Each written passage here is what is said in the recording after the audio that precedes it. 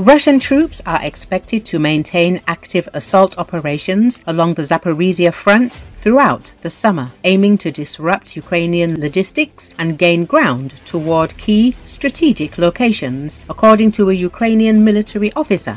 Speaking on Espreso TV, the deputy commander of the 65th Separate Mechanized Brigade, known by the callsign Forest, described a noticeable escalation in Russian ground activity. In Zaporizhzhia region, along the entire line of contact, the enemy is conducting assault operations.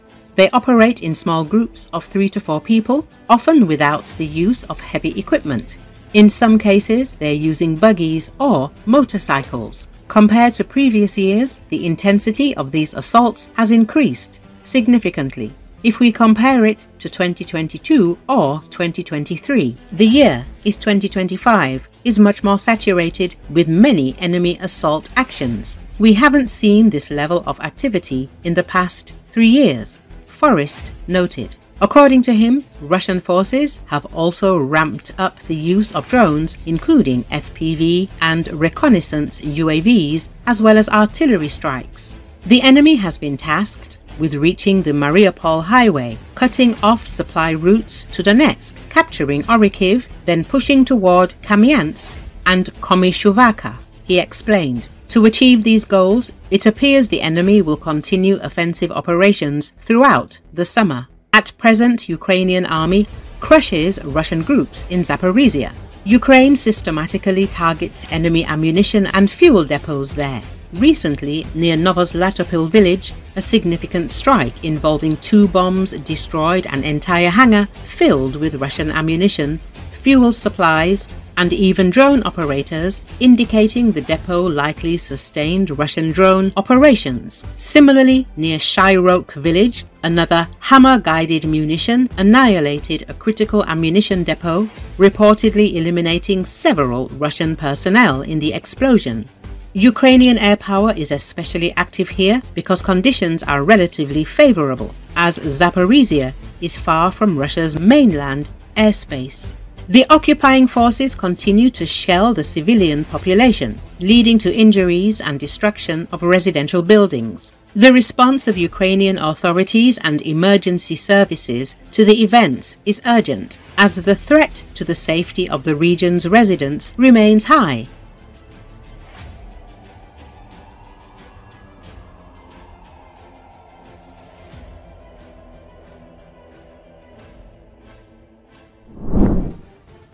Two very high-ranking officials of the Russian Ministry of Transport have died in recent days, becoming the latest victims of a frightening trend. Since the beginning of Russia's invasion of Ukraine, strange deaths have haunted the top officials of the aggressor country. The Moscow Times writes about this. On July the 7th, it became known about the death of the head of the Russian Ministry of Transport, Roman Starovoyt. According to the official version, he committed suicide. On the same day, his colleague, deputy head of one of the departments, Andrei Kornichuk, died, allegedly from heart failure. However, as in most such cases, the authorities do not disclose any details. These incidents have added to the already impressive list of mysterious deaths among Russian high-ranking officials. At least 20 such cases have been recorded over 2.5 years. Some of them are directly related to security and near government structures. Thus, in the spring of 2022, the former head of the Foreign Intelligence Service, Vyacheslav Trubnikov, died. The reasons for his death remained unclear. Soon after, retired SVR Major General Lev Sotkov shot himself with an award pistol. A few weeks later, former presidential administration official and Rosvurzhenia employee Alexei Ogarev was found dead. And another person involved, vice-rector of the Russian Customs Academy Zalim Kerefov, committed suicide in a solitary confinement cell in pre-trial detention center number 1 by cutting his veins. Many experts attribute these cases to the growing atmosphere of fear and pressure within the Russian government. In the context of war, sanctions, purges and mistrust, the Kremlin is increasingly eliminating inconvenient people, those who know too much, or those who have become weak links in the system. Some observers call what is happening an internal front, a struggle for loyalty and survival within Putin's vertical. Particularly vulnerable are officials involved in the army, intelligence, logistics and finance. These are the areas that have become key in the conditions of war and are under special control. Publicly, the Kremlin ignores this string of deaths, calling them personal tragedies or coincidences. But the statistics speak for themselves. When dozens of people with access to state secrets or participation in defense projects die, it is difficult to talk about an accident. These events are evidence of the system's decay and panic at the top. While the war against Ukraine has reached a dead end and international isolation is growing, the authorities are resorting to the harshest methods to maintain control. The chain of mysterious deaths appears to be far from over. With repression and failures at the front continuing, the risks for those in the Kremlin's shadow are only growing.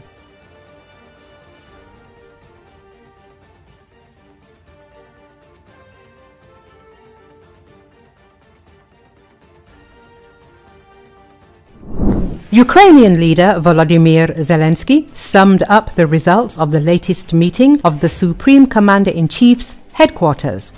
The focus was on the situation on the front lines as well as the actions of Ukrainian forces on the territory of the aggressor. The Ukrainian leader made the details public on his official Telegram channel.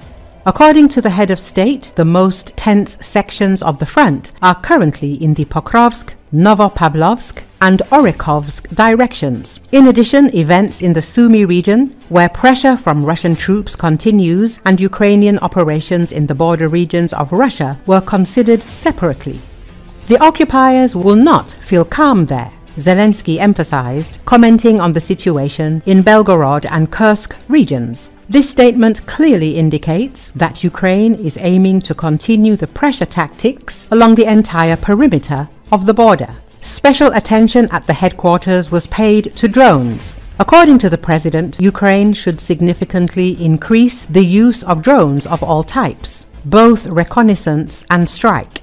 It is drones that allow us to effectively contain the offensive actions of Russian troops and support Ukrainian assaults. I am grateful to everyone who is developing this area and offering technological solutions, Zelensky noted. He added that the Ukrainian army will increasingly use drones on the front lines. Another key issue is the protection of the Ukrainian sky. The president called the topic of air defense a priority. This concerns both the supply of new air defense systems and missiles for them, and the development of drone air defense systems for intercepting enemy drones. According to him, the Ukrainian side is preparing new agreements with foreign partners, which should be formalized in the coming weeks. This concerns not only military assistance, but also industrial cooperation. Zelensky noted that the government is already gradually eliminating the lack of funding in the production of drones and interceptors, forming stable orders for Ukrainian enterprises. Thus, Ukraine continues to build up its defense potential and is actively looking for ways to put pressure on Russia both on the front line and beyond.